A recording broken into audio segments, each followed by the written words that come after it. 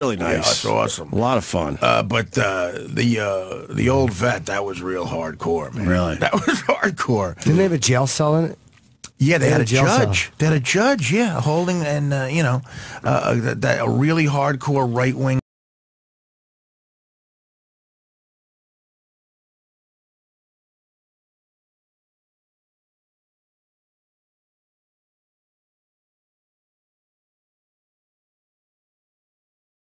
Well, 8.2. Right. I meant to play the Baltimore mayor for you, Artie, and then we can hopefully move on to maybe other things. This is what she had to say about what was going on down there yesterday. That I worked with the police and instructed them to do everything that they could to make sure that the protesters were able to exercise their right to free speech. It's a very delicate balancing act. Good. Because while we tried to make sure that they were protected from the cars and the other things that were going on, we also gave those who wished to destroy space to do that as well. And we worked very hard. I really think she meant to say protest and just... Those who wish to destroy? I really think some space to do so. I think that she meant to say protest or but you know what? She You're just really said being protest, nice. though. Like, this was another thing. I feel like she meant to say that. I think she means that they just didn't, go in and, bring everybody down violently that were breaking shit. Like, they just let them stomp it out. But you're a politician. Every word means something. Those who wish to destroy. Yeah. It's tough to... We'll give them a little breathing room. A break. The destroyers need a break. Yeah, guys, you got enough room to destroy? I mean, that's... Destroy for a while, and then we'll give you a timeout. And nobody around there even bats an eye. Right. Fine. Mm-hmm. We do have an update Destroying on this. space. Let's go to Todd in Cedar Rapids. Todd, we got Artie Lange and Doug Benson in studio today. What do you got, buddy? Last night when I was listening to Fox News, they had the mayor on there, and she said she never said that. That the media took her out of context. Yeah. And why would she want the protesters to riot? I think she made a mistake. I think she meant to say, because no politician is so stupid that they would admit we gave them room to destroy. Right. I mean, my God. Well, it's like a criminal on death row that just denied. That's what the lawyer says. Leave him with an ounce of doubt. I didn't say it. Well, yes, you did. I think she just made a mistake. Yeah. Maybe she's now just trying to cover her ass because she realized, I think fuck. so. I hope she made a Because mistake. a lot of people down there don't have a lot of respect for this mayor. I guess not. Maybe now they do.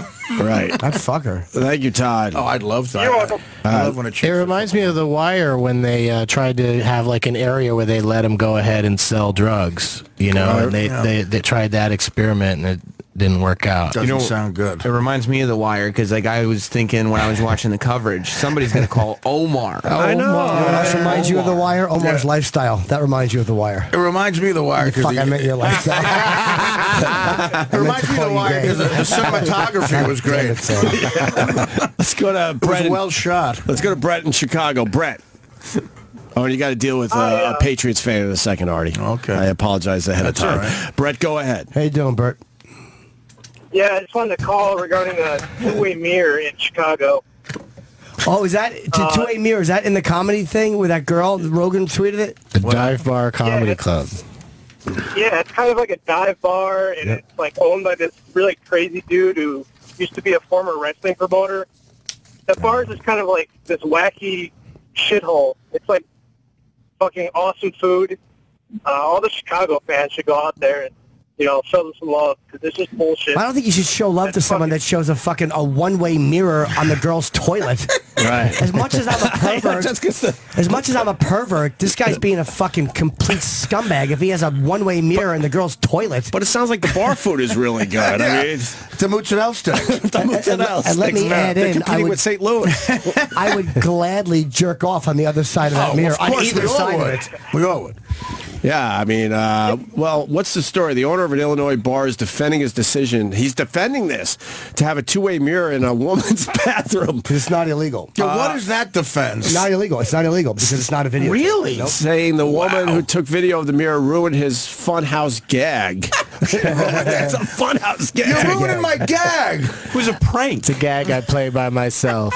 In a story first reported by Jezebel, female comic Tamale Rocks. Do you guys know Tamale Rocks? She's hot. No. I don't know Tamale. Tamale. I hope to work with her. All right.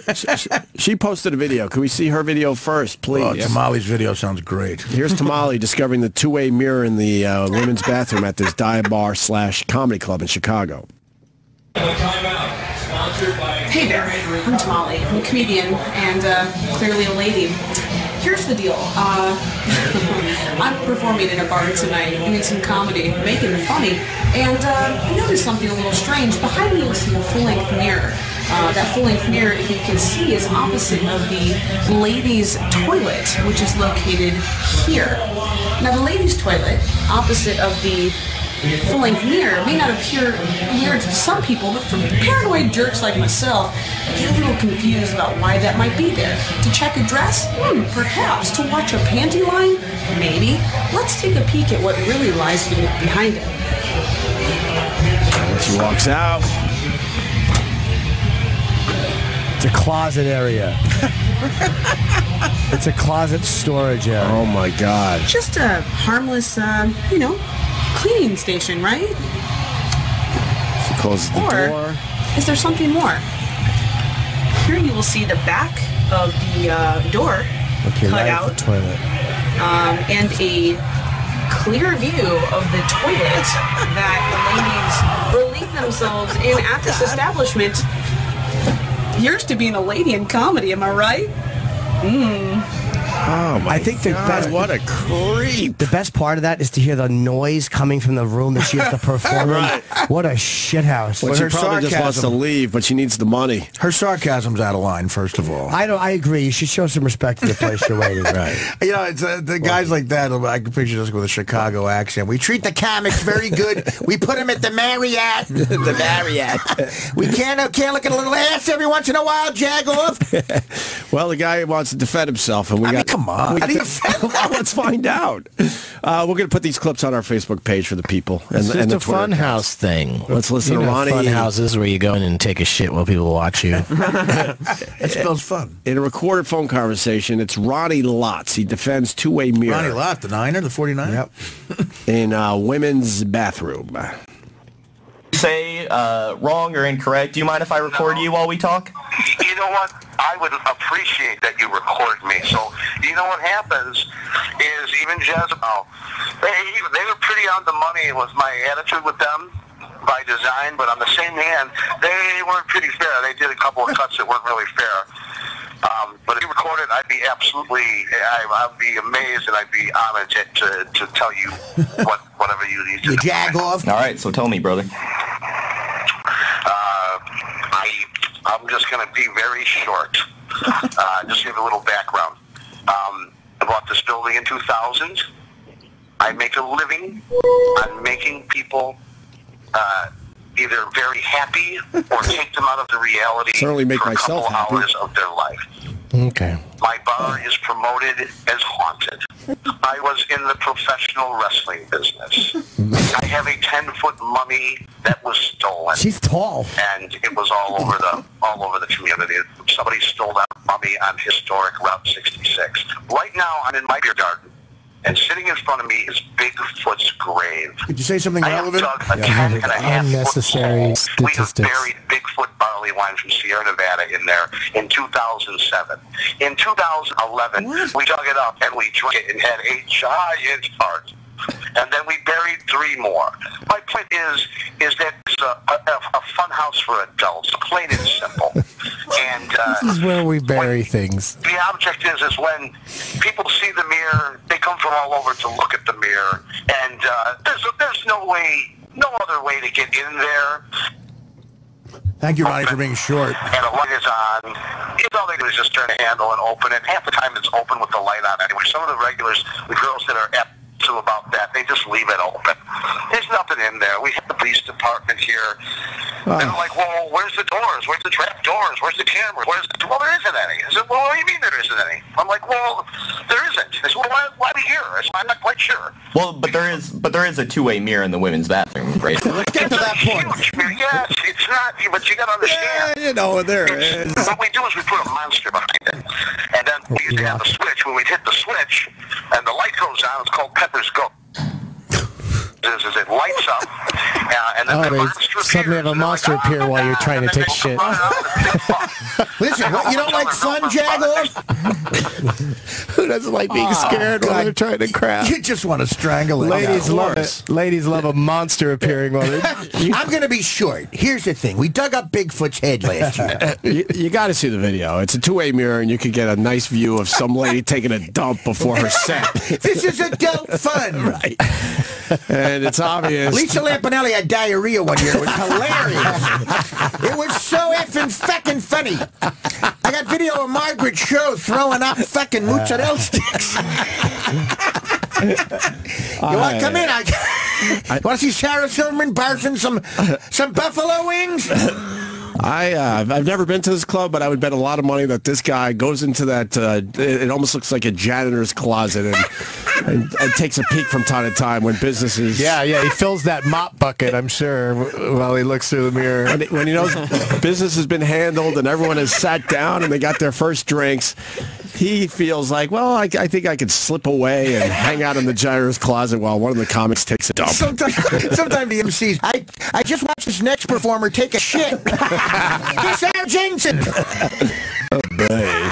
He goes customers of the place. Also, there might be a lady customer or two. Oh, sure. Or is it in like kind of a green room area? It almost sounded like... I think it's exclusively for the people with a sense of humor. For the comics, it sounds like that. I love it said it's an adult. This is adult fun. Adult fun. You know what that even is? Right. I would never videotape a young girl shitting. He's confident, though. And did the cops really show up and check it out? And there's no way a cop would say, oh, okay, I get it. It's a two-way mirror, but it's adult fun. You're all right. You want to watch? Because it's not illegal, I guess. Right. You want to watch Natasha Leggero take one? Take a 20-incher? Maybe a female comic doing a few lines off the toilet seat. Oh, that's fantastic. What else does he say in this video? It's really long. It's like another 8 minutes, but... Oh, my God. That's him being short, by the way. It's just him on the phone or something, right? This guy, Jimmy, you know these guys on the road, they all think they're so funny, the club owners. They're so frustrated. They think they're so funny. You're going to love this. Like, they think we'll love you. You're going to love this. Look at this mirror here. Right. You think you're funny. Right. This was my idea. Yeah, they really are. There was one guy in Pittsburgh who was like that. He was like a wannabe comic, but he was really shitty to comics. Yeah. Really fucking shitty to comics. We all know that guy. Anything else in that there, Sam? Or just that he says people have been playing with that mirror for 15 years now, and I'm not taking it down, period. Make me, pal. Show me one ordinance where I can't look at a chick's shit. I'm paying her $20 tonight. I still don't understand. So if you're in the bathroom, it looks like a funhouse mirror, maybe? No. It just looks like a mirror. He's just taking the expression funhouse mirror and misappropriating it. Who has fun with the mirror? If it's whoever's on the other side of it. Fun from the person in the closet side. Even if there's fun in the title, you're not really having much fun. You're not spreading the fun amongst the customers if they're all just being watched. Fun is ironic. It's ironic. Ever hear of irony? Yeah. Wow. Okay. That's amazing. Oh, you got to deal with the Patriots fan. I almost forgot. Hank in Providence, Rhode Island. Hank, go ahead. Hello, Hank. I just don't know why you guys go to Artie like he's some sort of fucking football expert. You didn't go to me. I gave my opinion on it. I said the Patriots and the Cowboys. He won 2 Super Bowls, 2003, 2004. What the fuck? Okay, I made a mistake. I don't have Tom Brady's fucking record on my refrigerator. You're so adamant about it. You're so certain. They asked you, are you certain? Yes. You know what else I'm certain about? The Giants beat them twice. Take that. Oh, boy. That I'm certain of. Look that up, Awkward. That's a home run, Hank. That David Tyree catch? Yeah. Awkward. Tyree. Manningham. And the reason we go to Artie, because he knows a lot more about sports than we do. Yeah, he just said we all just went, okay, if you say so. He knew the whole situation. He knew there was 26 seconds left. He knew there was 1 timeout left. He knew they only had time for 2 running plays, not 3. Jim knows the situation. Listen, the Patriots, I've met Bob Kraft. I actually worked for him once. He's a class guy. They're a great organization. Congratulations. 6 Super Bowl appearances, 4 wins. What'd you do for Bob Kraft? I did stand-up at his house. Oh, my God. At his house? His son was a big Stern fan, and his son was turning 40.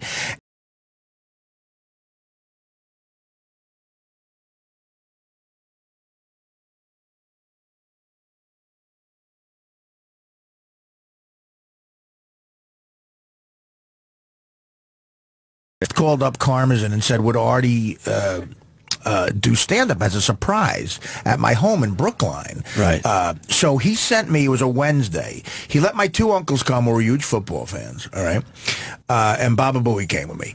And so he introduced me because he had a relationship with him. So there's 4 of us. He sent the Patriots private jet to Teterboro. Get the fuck out. I did the Stern show on a Wednesday. Right. Morning. I went to Teterboro at noon. The Patriots jet, which was a 14-seater stunning jet. It was just me, my 2 uncles, Gary, and a smoking hot waitress who served us gourmet food on the ride up there. So we take the Patriots jet. A big limo picks us up, takes us to his estate. We have 4 hours of a lunch. He shows us around. He shows the whole house. Is the house sick? It's as sick as anything could get. I mean, yeah, it's unbelievable. He's probably got to have like a $500,000 home.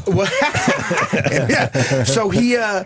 So my uncles were really impressed. He got a game ball from one of the Super Bowls. He's all the guys signed it, and we took a picture with it. So then, but this is when rich people, they make you feel like. A gift. I was the gift. Yeah. So I had to go down in the cellar in this full gym, and I had to wait for his kid to get there. So it was in the living room, and I hear the whole family having dinner, so I'm waiting. About 9 o'clock. Through dinner? I have to wait. So 9 o'clock, I go up, and it's a surprise. And the kid was really a fan. I did a half an hour stand-up, and he said I could be dirty. Kraft was in the front row. They had such a good sense of humor. I killed. They were fantastic. How happy was the guy that you showed up? He was really, it was nice, man. Yeah. He gave me a big hug, and he was emotional about it because he does a lot of charity work and everything. And the set went great. Karmazin asked me not to charge him anything because, it's a fun experience. I had to be on the air the next day, and I said, of course, if that's what you want, that's fine. So as I'm leaving, Kraft comes out to me and gives me an envelope. I said, I can't take anything. He goes, you have to take this. I feel terrible. So he shoves it in my pocket. So me and my uncles look at each other like, we got to see what's in the So we have the decency to wait till we get on the jet. We're sitting on the private jet, and me and my uncles open it up. He gave me 20 grand. Wow. 20 grand on top of the private jet, the limo, and I'm impressed you waited to. I would have literally opened it in front of him. Do you have a letter opener, Bob? And we all grew up basically in Newark. We're like, what did he give you? My hand was shaking, and it was a great afternoon and a great memory for my uncle. So. And I got back on the air the next day, and I told the story without the amount. I told the amount in one of my books. I couldn't let it be. You have to let that out. But yeah, so it was like 20 G's, and I'm like, and he couldn't have been nicer. Did you tell Mel that he gave you 20 G's? I told Mel the whole thing because I don't want to, be. Was he mad at you for taking it? No, he said, look, you got to do what you got to do. If he forces it on you, it would have been an insult not to take it. You can only say no so many times. Once, right? But he also gave Gary an envelope, and Gary never told me what it was, and this made me so mad. I'm like, he did 2 minutes. He introduced me. It better not be 20 G's. I bet it's going to be 40 grand from me. 5 or 10 G's, I bet. I bet you it was 5 or 10 G's. You think you got 5 or 10 G's? For traveling up? Actually, Gary did me a solid because he wanted somebody to introduce me, and the guy loved Gary, too. So, but it was, what an experience. So, dude, you got nothing. I love the Crafts. I love the Pages, but I'm a Giant fan, and I have to point out, if you're giving me shit, that... Right. I'm not giving you shit. I'm just asking you to state the correct fact. I'm sorry, dude. I made a mistake. I made a mistake. And that's you made a mistake, but you were certain about it. Oh, God. That's happened a lot. You're a little out of line yourself. You're a little out of line. You said made up for it by spending an extra couple of minutes talking about the largesse of Robert Kraft. The guy was That's a great story. Yeah, when I asked him to do a few minutes of jokes at my birthday party, he's getting fucking fresh. Yeah, I mean, come on, wreck my fucking party. We talk about that all the time. His party was a couple of balloons and 2 of his buddies from high school. Telling murder stories. Wreck my fucking party. He has 3 friends and 2 ugly girls that want to talk to him. Come on, you feel strong? You feel strong? Nothing's going to happen here. Yeah. All right, Hank, thank you. Anyway, Hank, I apologize. I thank you, because we just got a great story. I never heard that one. Yeah, I've heard a lot of Artie stories, but not that one. Kraft was so generous, so I love Bob Kraft, and, you know, but listen, Tom Brady looks like a model, and in the Super Bowl, he can't beat a quarterback that looks retarded. What about that jet? Anything else about that jet?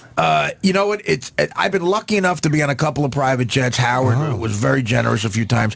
When I did Mad TV, Quincy Jones took me on a private jet once, and that was amazing. But I've never flown private in my life. It's fun, right? Yeah, listen, you know, again, it's one of those things where you fly first class for the first time. It's hard to go back to coach. You see how the other half lives. I probably worked at about 12 different times in my life where I've gone on a private jet. It is how the other half lives, man. The car drives up to the plane. You don't go through security.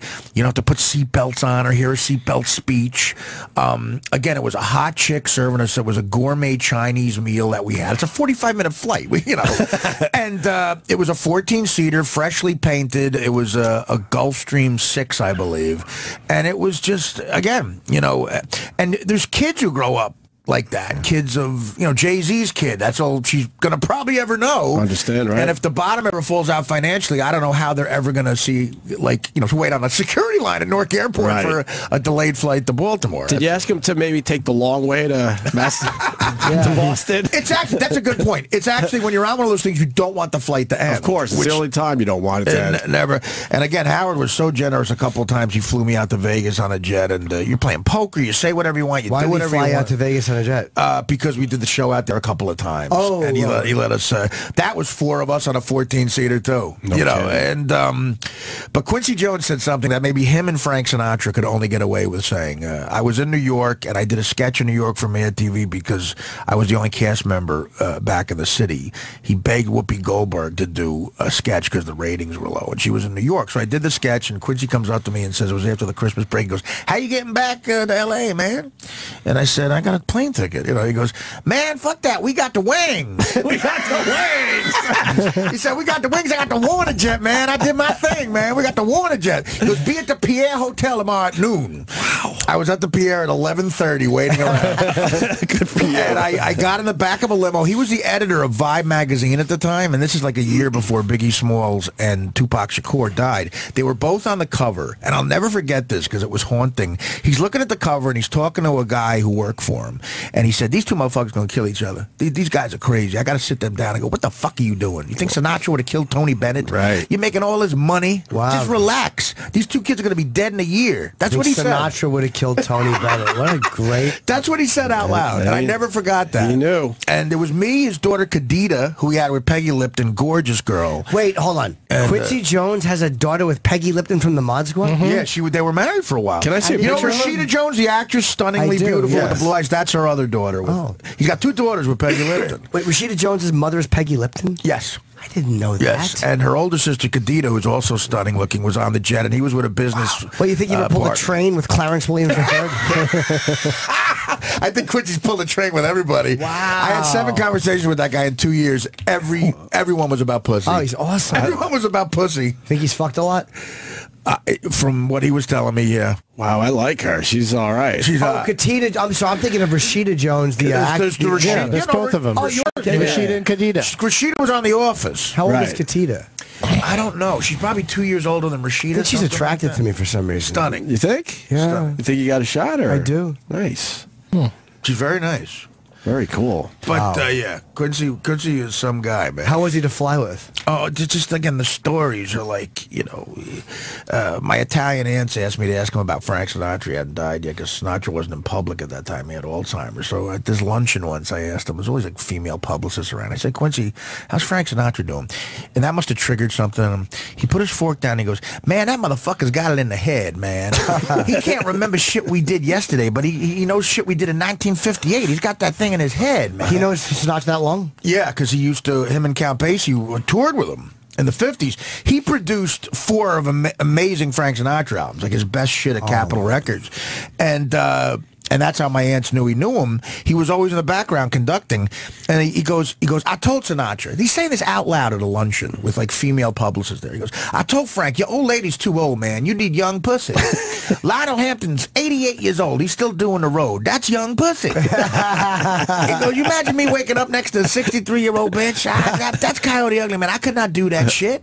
When a woman, then he says this out loud. The women are trying to like not look at him because it's Quincy Jones. They're trying to like, I don't know, the salad's good, you know. He goes, when a bitch hits 31, you got to kick him out. They'll give you worms.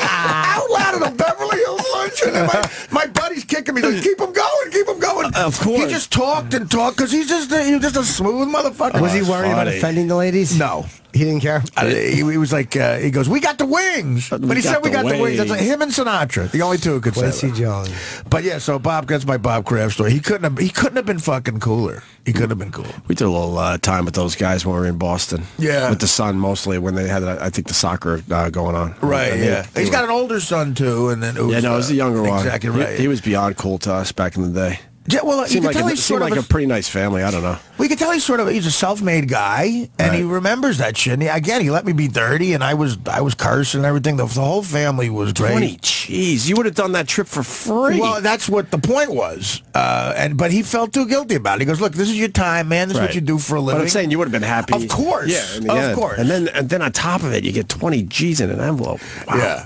Yeah. Artie Lange's going to be at Caroline's. 2 shows Friday. It's only Friday night, so don't get confused and just wait till Saturday or something like that. That would be bad if you're a big Artie Lange fan, and I believe you are. Funny for his friends. Yeah. I plugged the wrong day. I sold out Saturday. Caroline's Friday night. Bruce is going to sell out. 2 shows. And then the podcast. I take a listen from time to time. Artie Quitter, yeah. I like Artie's. Artie's got a good one, man.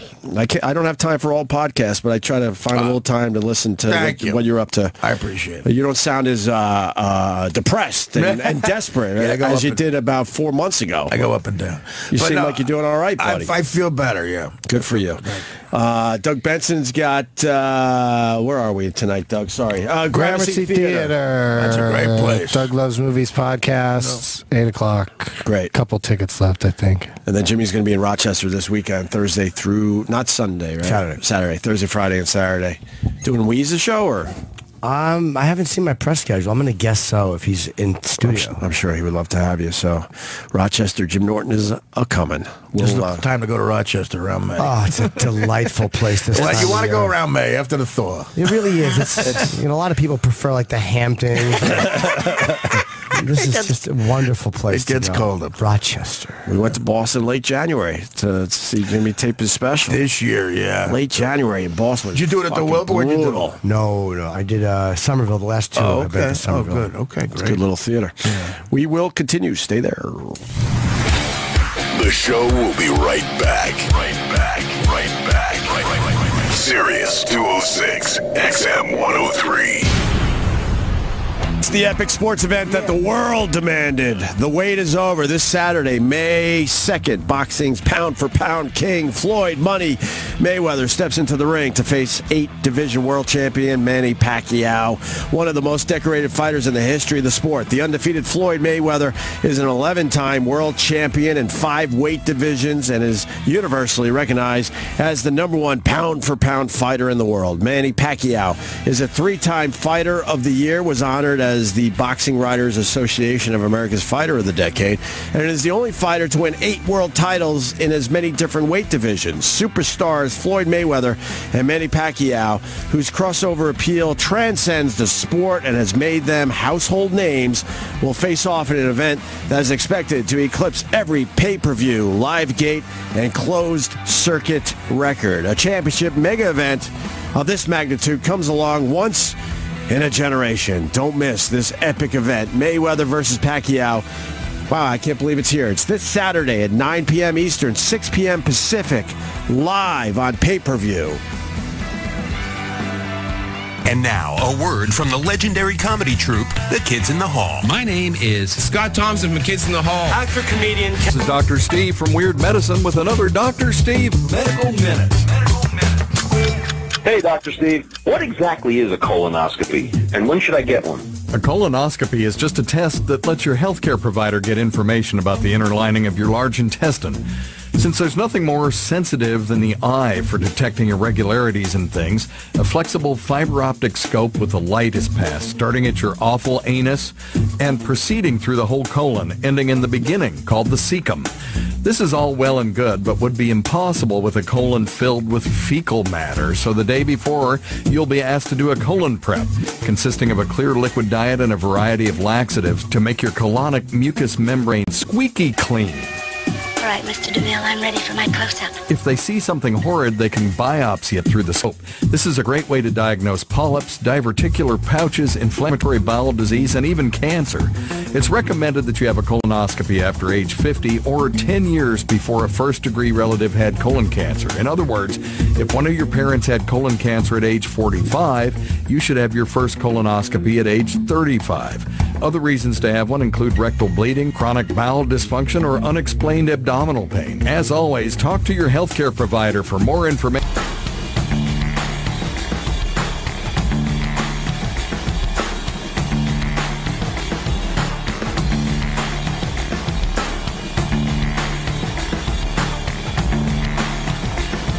Growing up, your mom always let you have the last bite. Now it's your turn to give her the last bite with a special gift from Shari's Berries. For subscribers only?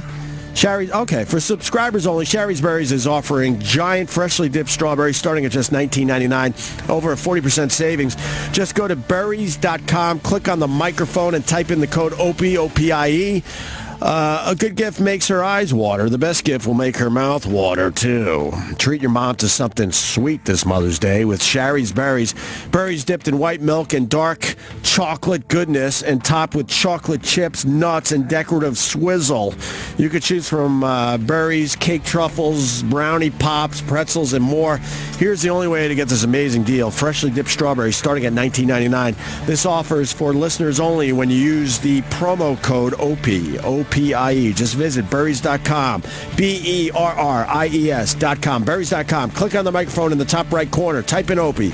That's berries.com. Click on the microphone and enter code OPIE. This deal expires this Sunday at midnight. Make sure to order now.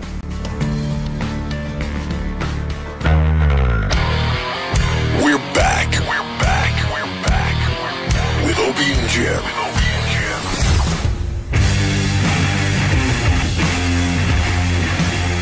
Talking to Artie Lange. Also got Doug Benson in studio.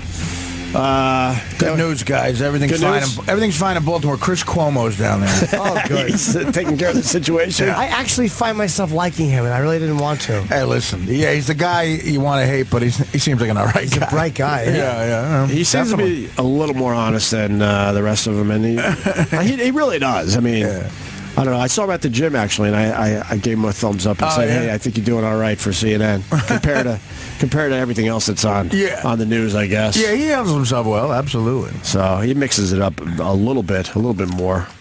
Well, the Baltimore thing is what everyone is fucking talking. New reports of looting in Baltimore one day after riots, so they're still possibly looting. Is that live up there? 15 buildings burned in Baltimore. Yeah, that's live up there. And Baltimore's got those poor areas that are really, like, it looks like there's no electricity. You know, some of those row houses. You've taken the Excella to Washington, right? Yeah. And it kind of, for some reason, I feel, maybe it's just in my head, that the whole train slows down through that Baltimore area. And it should speed up. And it feels like you're looking at the set of The Wire. Right. It's the exact same, Exactly what it is. Same vibe. The same thing, and it looks horrendous, that area. So, National Guard now on streets of Baltimore. Oh, boy. We'll see what happens today. What else is going on? What do you think of the Bruce Jenner thing? I know it's kind of, in this day and age, it's old news already. Yeah, it is. Again, it's like I was born in 1967. So you look good, though. I just like to throw that out there. So I was brought up, when you tell me that, the guy who won the decathlon in 1976 is becoming a woman, just give me 4 seconds to adjust. That's all I want. I'm not in the Klan. Right. I want the guy to be happy, but if I roll my eyes a little bit, like young people go, what do you hate him? Like, no, I want to fuck him. Give me a couple. From behind, he looks hot. Give me a couple of seconds. That's all I need. People want you to be accepting immediately, and sometimes it's going to take a little time to kind of wrap your head around the whole fucking thing. The hard thing for me to, especially us older guys. Well, my father's been dead 25 years, and if he ever came back, I'd be. You got to sit down. I got some shit to tell you. But the world has gone crazy. He would be amazed by that, right? Yeah, I don't know if he'd be as accepting. But it turns out he was always that guy or that gal. Well, the hard thing I think for most people to wrap around their heads is that it's not a sexual thing, that he's still attracted to. So he's essentially becoming a lesbian, which Diane Sawyer was ballsy enough to point out or whatever. And I guess he seemed to agree with that. That doesn't make any sense to me, I guess. It's odd, but his voice is getting higher now, and he cries like a woman, like in the beginning where he's like, we have to have a sense of humor about this. You mean the dabbing of the tears? Yeah, it's like he's had a shower or something. With the one eye that doesn't really close that much anymore, with all the work he's got done. Look, I guess a shrink could say, if you really had those conflicted feelings, you might want to prove to yourself when you're young you're really a man and so how do you do that? Win the decathlon. Right. Maybe that drives you. It looks like he had a tough relationship with his father. He kind of blew it off like, well, he was a tree surgeon and taught him to be an athlete. Right. I don't know about that. It seemed like they might have had some conflict over the years. But imagine you're a 65-year-old guy. It's hard enough to get pussy at 65, and now you're cutting down your numbers drastically by turning yourself into a woman. You get your own pussy. You don't have to get it. You have your own. He's so tired. He's tired of Tinder. I can't get any more pussy. I'll just I might as well get my own pussy. That's hilarious. I'll keep my old cock and see if I can fuck myself. I haven't been able to get pussy for so long now. I might as well just get my own. Holy shit! Or in his case, I've been married to a cunt for years. Why not get one? Oh no shit. Again, we're comics. We're comics. There's endless jokes that you can't help but make in your head. I don't want to seem insensitive. I said something really edgy. I said, "Did you see those shoes? They didn't match that dress." Place went crazy. But listen, that's what it looks like a transgender person looks like when they have money. I mean, he looks like Valerie Bertinelli from the back. Without money, they don't have the proper. Yeah, it's more like Eddie Van Halen. Right. Eddie Van Halen. As comics, something we didn't bring up in that interview. Diane Sawyer showed some of the late night guys making the Bruce Jenner jokes. Letterman, Saturday Night Live. Right. And then she said something like, and she referenced that part of it by saying, and people are being mean. She said, well, the SNL like thing, that. She said, that real dramatic Diane Sawyer. Yeah. And ridicule. But I think those jokes were made before he announced the woman part. I think it's so odd. We were allowed to goof on him as much as possible when he just seemed like a crazy guy getting crazy plastic surgery. Sure. Which to me is a mental issue too. Like Michael Jackson, you're making fun of someone who's crazy because you got to be crazy to get all that plastic surgery. But when that was the case, he was open game. Right. Now that he wants to be a transgender, whatever.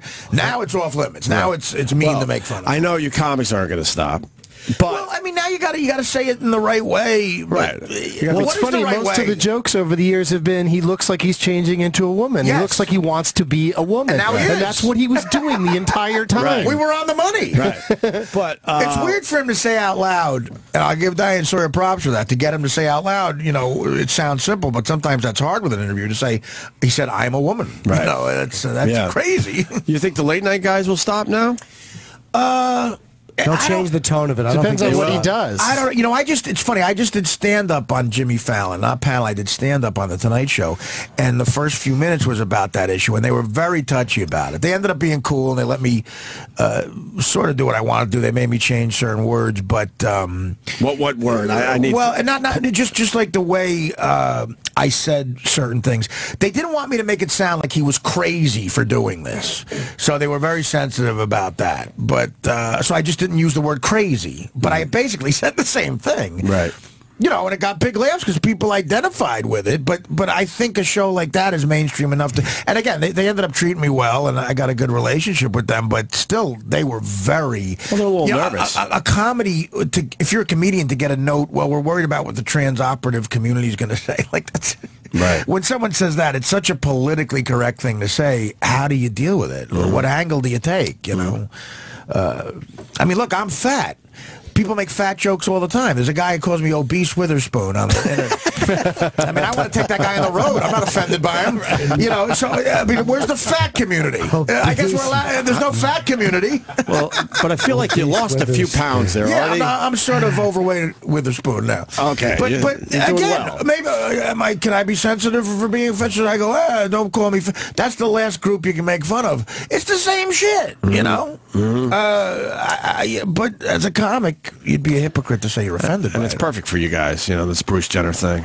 It's a layup. I mean, look, if this happened in the 70s, I mean, we all bring up the Eddie Murphy, the first thing, Delirious. He didn't use the word faggots in a bit. He had a bit called Faggots. It's on the album. It's listed as the track title, yeah. It was almost the name of the album.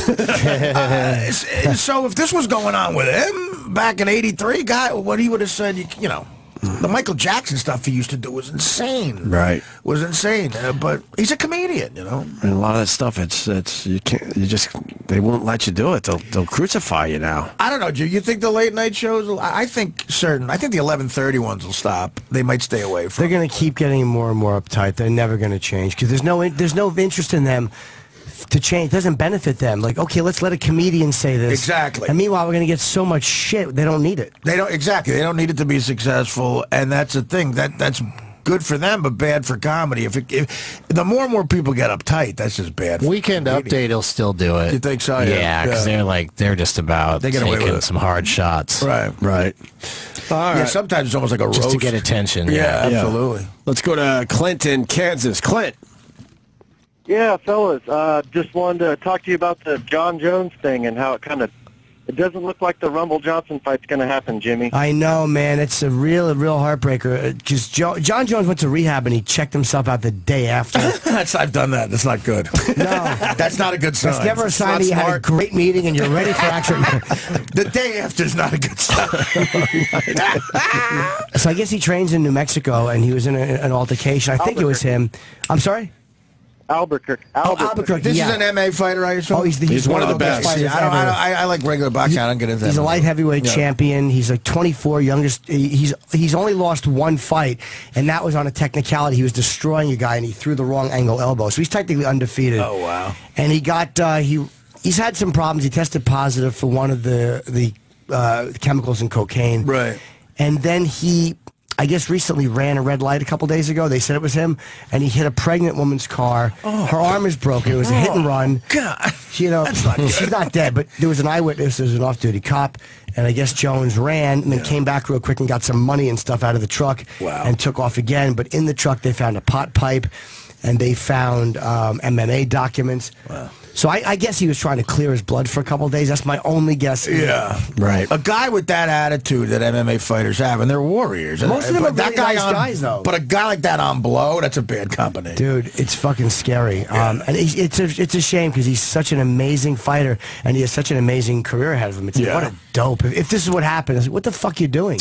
Well, I guess that's addiction. I guess they can't stop. Yeah, I know. But it is. It's sad. He's lucky he didn't kill that woman. Like, if that woman would have... Could you imagine a pregnant woman? Like, literally, her life is over. The baby's over. And the baby was all right, too. Nothing really tragic happened. I don't think so. Yeah, maybe he was looking at jail. Maybe it's jail if you're under the influence. Oh, yeah. That's jail time, absolutely. Even if you don't kill her, if it's just a felony. That's jail time. He's up on a felony charge, absolutely. Leaving the scene is different, but maybe not as bad if you're fucked up. A good, like a right-wing prosecutor will go for attempted murder with something like that if you test positive. But if you don't test positive, if you've got it out of your system, he was arrested in a mall. So...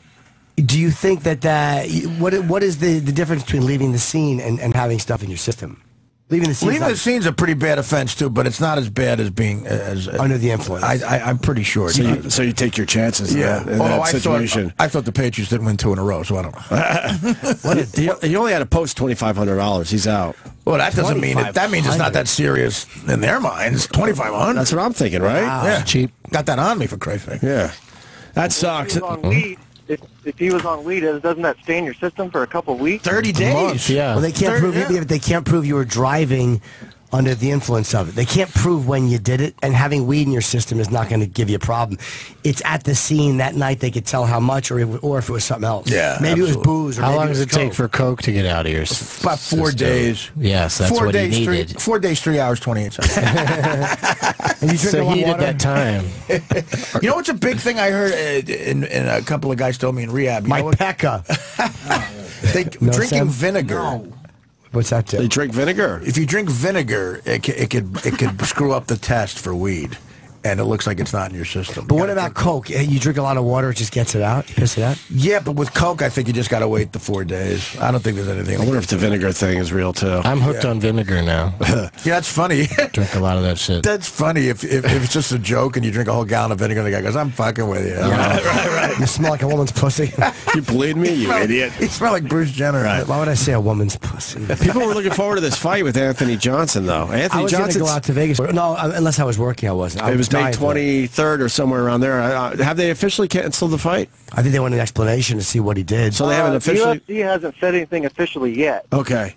Well, man, I mean, God, Dana White must be fucking furious. Dude, this guy is guy- a biggie, man. People really looking forward to this. Because he just had a problem too, Jones, and it's like he's such a Right. young guy. There's so many big fights with him. Right. What are you fucking doing? And Johnson's saying that he's willing to wait a year for John Jones. Is he? That's Well, right. if it's a big payday, I'm sure. Right. Johnson Why not is say that? Rumble Johnson is a fucking scary guy, man. He might be if he hits Jones, if he connects with Jones, he absolutely could knock Jones out. And Jones is such a tough dude, but You don't watch UFC? I'm not into I don't watch as much as Jimmy, but wow, I like the old school boxing. That's why We it's so see Rumble rare. Johnson. It's so rare you can get into a fight. I got Mayweather and Pacquiao. What do you coming got? up. I think Mayweather's going to beat him, but I think want you're a right. great fight. That's what I want because I'm so into boxing. We had Pacquiao in here. Oh yeah, how was that? It was a little rough. speak English. He was nice. Yeah. He knows a few English words we learned. I know that's weird that he would do an interview. He was kind of with it. fun, though. His documentary was very interesting. He talks about not seeing cars or TVs until he was a really? lot older. I'm sure. So weird. I hear the whole country of Mexico is going to get the fight for free. He worked out a deal where they're getting the fight, something like that. That's what I heard. More misinformation, or is this one? There's a guy in rehab told me. He was drinking the vinegar thing. Yes. Did you do a surprise party for Pablo Escobar's kid in Colombia? Yeah, I did something for the Zetas. Their kid is a big He star. gave me an envelope with something else in it. I insist. Well, it's Saturday. It's already here. How much is the pay-per-view on this one? It's up there, huh? Wait a minute. Expensive. So there's a big MMA fight the same night as No, Mayweather that's next week. That's May 23rd, I believe. It's way down the road. A little over 3 weeks, but I think Mayweather's a slight favorite. You know, Could Pacquiao knock him out, you think? I think Pacquiao. Someone said the fix was in. ain't enough money to fix these fights anymore. But someone. I think boxing analyst said that if Pacquiao gets to him early, that's his only shot. If not, he won't win. I think you need Pacquiao to win for the rematch. If That would make Mayweather sense. wins, why would he ever He's do a walking- rematch? Yeah, if he wins, he's walking away. Yeah, Why 'cause would he? He's got his record That's to so worry much about. money now too. You know, so How many has he won? Is he 40? Who He's knows? more than 40, isn't he? You know what? I'm not going to say anything for sure. But it's got to be close. It's got to be close. I mean, he'll never pass Julio Cesar Chavez. I mean, so what's the difference? Let me go By to the way, offers. It costs $100 on paper. $100. All right. Officer Simon wants in. He says he has insight on this John Jones thing. Usually this is a dead end. But So when you're arresting someone, you said Simon says get down. Of course. He's No, 47 and nothing 0. like that. Hey, fellas, Hey. fan of you guys. Been listening for 10 years. Really appreciate you guys. Of course you are. Yeah, We're terrific. Public information officer in town. I wanted to dispel all the rumors of what happened with Mr. Jones. I was getting phone calls that there was cocaine all over the dash and all kinds of crazy stuff. Yeah. Pop rocks. You know, it spins out of control real quick, but yeah, he ran a red light. He hit a lady, a pregnant lady, ran from the scene. UFC is huge out here in Albuquerque with Greg Jackson's gym. We train with them a lot. So the off-duty officer recognized Mr. Jones right away. Wow. He fled the scene, and we tried to contact him for about 24 hours, and this is where it kind of spun out of control. He would not contact I called his lawyer direct. His lawyer would not call us back. And it spiraled out of control. Rumors started hitting the web, and you know how that goes. so you really do have insight. No, but Wow, that's sounds not. it. But hold on. What happened? He hit someone. He ran away. He came back. How long was he gone before he came back and got the money? So when he initially hit her car, a civilian witness said that he ran about 50 yards, collapsed, came back, grabbed a stash of cash. The officer on the scene, it was a rental car. The rental car was rented from his wife, so it kind of placed him in the car. Sure. He also had documentation in the car, his, I think, UFC drug testing stuff, just a lot of stuff with his name on it. So, Jesus Christ. but a civilian witness that ID'd him, with the off-duty officer that ID'd him, the female that got hit, and it was originally misdemeanor charges because it wasn't great bodily harm, but the next day after talking to the victim, she'd gone to the hospital, she had a fractured arm, fractured wrist, and she was waiting for an ultrasound on her baby. Not good. So the DA here decided to kick it up to felony. You know, and what I wanted to say was, man, this stinks because UFC is huge out here in Albuquerque. You know, everybody trains here. You know, he's got the potential to really reach out to thousands, if not tens of thousands of people, and I don't think his handlers could give a crap about him. You know, I mean, nobody's taking this dude under his wing and helping him out. Now, you know what? Though, Really also, though, he's a grown man, and he's a light heavyweight champion. He's not a dumb kid. It's like he's probably saying, "I'm fine, I'm fine, I'm fine," and if you push him, he'll just walk away from you. Yeah, you can't blame it on everybody else. I've been through similar stuff on a much lower level. There's people around you; they don't know what to do. If you got that problem and you lie to people, what are you going to do? He's got to take responsibility for it himself. Yeah. Oh, he will be. He'll be facing the judge at 1 o'clock today. I mean, he's taking that responsibility on. But I can't believe he didn't bring his paperwork. Didn't help him. Yeah. He's like Christian Slater. Your son, fuckhead that he is. De Niro and Goodfellas. You bring your pay stubs, yeah. So, yeah, it's a bummer, man. Albuquerque's on the map for UFC stuff. John Jones lives here in town. It was coming to town. They're building a huge sounds like you guys were willing to let him slide. It sounds like that. Yeah. Anyone else Coke on the dash. Coke on the dash. Let it slide? No, hell no. Sounds like you guys were letting to kind of look the other way. He wanted to look the other way. They ID'd him. As soon as they saw it was him, they were like, 9 witnesses ID'd a pregnant one with a fractured arm waiting for an ultrasound. Coke on the dash. But they love the UFC, though. Maybe we can figure something out here. Is he going to jail, do you think? When I went to his house, took about 7 guys with me. Didn't want to get in any kind of fight. If everything he just said is true, he's looking at jail. Do you think he's going to jail? No. I think Stand corrected. He's got some powerhouse lawyers here. He's going to face the judge, and I don't think he's going to jail. All right. Thank you. Thank you, Officer Simon, with the inside scoop. Simon says, get down. Kenny, we're hiring here in Albuquerque, man. He needs to come back out of retirement. Kenny's in the men's room cruising. Thanks, guys. Appreciate it. Brother. Guys, good. Even better news. Carol Costello is in Baltimore. Who's that? Oh, that crazy old bird on CNN. She's kind of hot, but she's nuts. She's the one from the famous clip we love playing. Chad. Yeah, Chad. That's the one. I hate her. You don't like her, right? She's a bull. No, I don't like her. She's kind of a... She's a bull. I wake up every day. She's twatty, right? We're in the business. She's twatty, That's a nice way to put it. I try to be nice. We're in the business that we're in, so I try to watch as much news as possible. It's like putting a catheter in watching her. Who else do you not like? I don't like the CNN morning. I like Cuomo, but I hate how politically correct James Earl Jones is when he announces the names. Like if it's an Hispanic woman, is that him? They have to make James Earl Jones going. You're watching Morning on CNN with Chris Cuomo. Magana parar. Magana parar. It's like Darth Vader going. Magana parar. And the CNN morning team. Little shit like that. I go. That's funny. I didn't know that was his voice. That's Jesus. Yeah, he's been the one that says this is CNN for fucking ever. I had no idea. Jeff Ross used to have that real funny joke where he said, I was at an audition once for a voiceover. It was just 2 people. It was me and James Earl Jones. And the copy was, this is CNN. He got it. You think he can make some over a $1 for that? I think by now, I don't know. It depends how they structure the deal. If they structure the deal, it's like a buyout, or is it? I bet. Yeah. Where he doesn't even have to show up. Every once in a while, they just send him some lines, change up things a little bit. They hire a new person. He's got to say the name. And that's about it. They don't. He does it from his home, I'm sure. Easily. He was the voice when they launched? Coin. Yeah. I didn't know that, Eric. Yeah, he was, this is CNN. Yeah, this is CNN. That's how you do it. This is CNN, motherfucker. Hey, CNN over here. This is CNN. It's a CNN, you prick. You're a fucking mumbling, stuttering prick. It's a CNN. McGraw Ferrara. Chris fucking back and Cuomo's here. Oh, God. Andrea Yates' ex says he doesn't blame her for drowning their kids. Oh, well, that must have been very bad. Very forgiving. Wow. I don't blame her.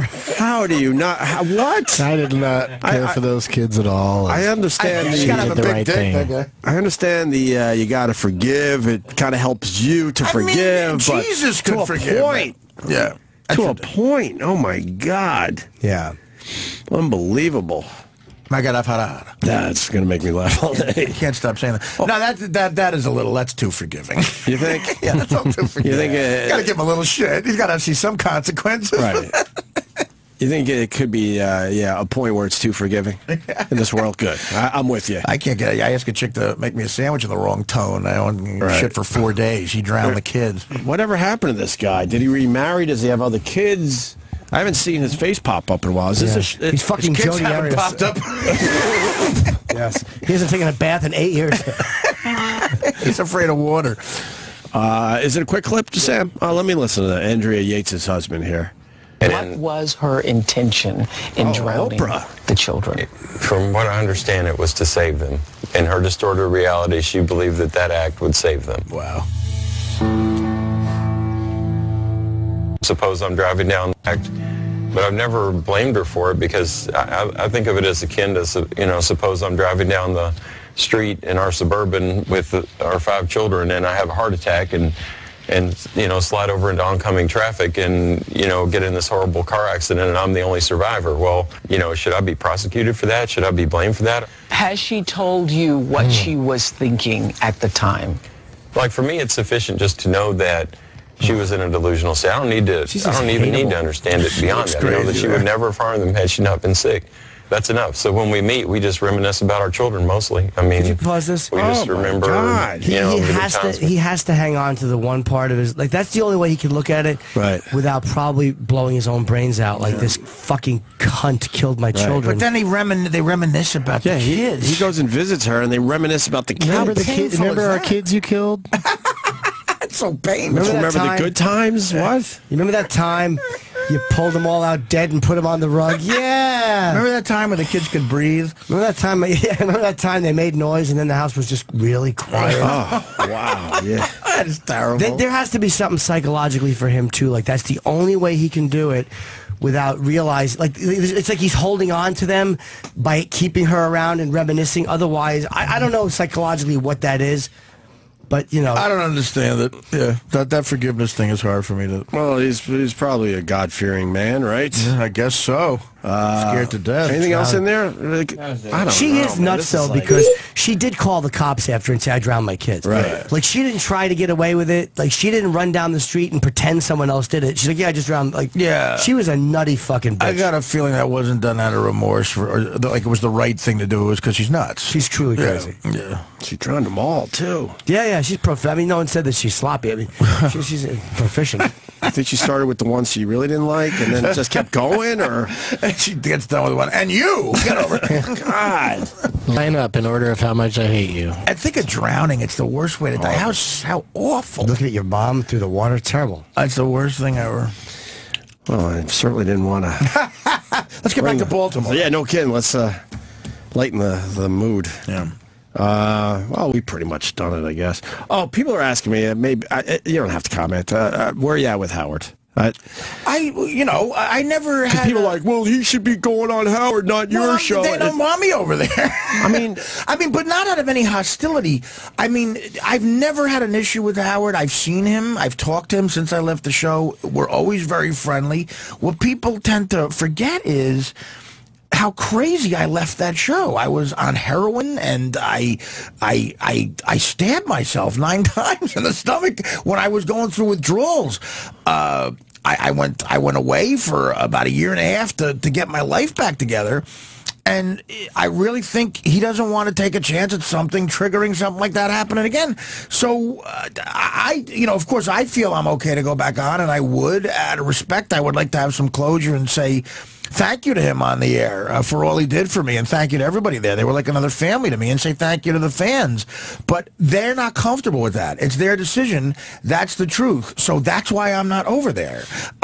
Even just to do a quick, guest appearance. They're not comfortable with it, and I can't blame them for it. After how I left, it was nuts. The best times of my career and of my life were on that show. I had a blast. It turned me into a bigger celebrity than I ever thought I'd ever be. It made me money that I never thought I'd get. I have stories like that Bob Kraft story because I was on the Howard Stern show. I love the guy. He was like an older brother to me, and I'll always love him. But they're not comfortable with it, and I respect that decision.